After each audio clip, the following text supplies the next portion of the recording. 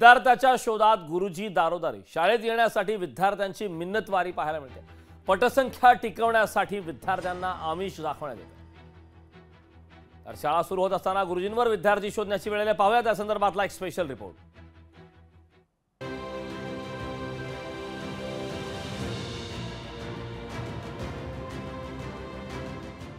शाळा सुरू होण्यासाठी 2 दिवस असताना शिक्षकांवर विद्यार्थी शोधण्याची वेळ आली। पटसंख्या कायम राखण्यासाठी आता शिक्षक पालकांच्या दारी आल्याचं चित्र वाड्या वस्त्यांवर दिसू लागलंय। विद्यार्थ्यांनी आपल्याच शाळेत शिकावं यासाठी गुरुजी विद्यार्थ्यांना वेगवेगळी आमिष दाखवू लागले।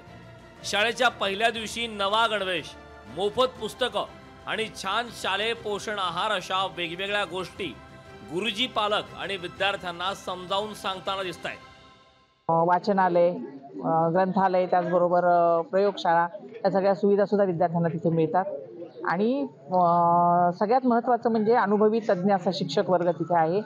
टीचिंग व्यवस्थित आहे, त्यामुळे याचा लाभ जास्तीत जास्त विद्यार्थ्यांनी, ग्रामीण भागातल्या विद्यार्थ्यांकडे आमचं वैयक्तिक लक्ष असतं। ही एक जमेची बाजू आहे। शिक्षकच पालकांच्या दारी येत असल्यानं पालकांनाही याचं अप्रूप वाटू लागलंय।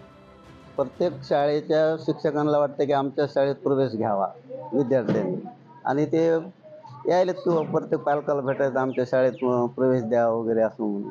पण त्या शाळेची गुणवत्ता काय, विद्यार्थ्याला चांगलं शिक्षण मिळेल का, हे पालक पाहणारच ना।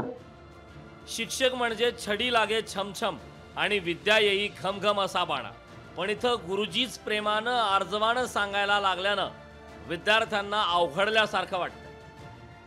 माझ्या गावामध्ये शंकरराव चव्हाण इथले शिक्षक आलते। त्यांनी आम्हाला शाळेचे वैशिष्ट्य सांगितले।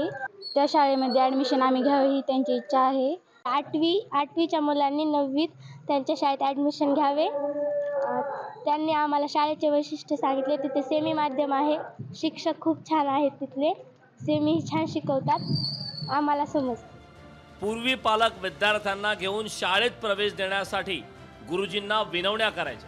आता काळ बदललाय। विद्यार्थ्यांची पटसंख्या राखणं हे गुरुजींच्या नोकरीशी संबंधित असल्यानं गुरुजी याचकाच्या भूमिकेत आलेले दिसतायत। खालेद नाच, लोकशाही मराठी, परभणी।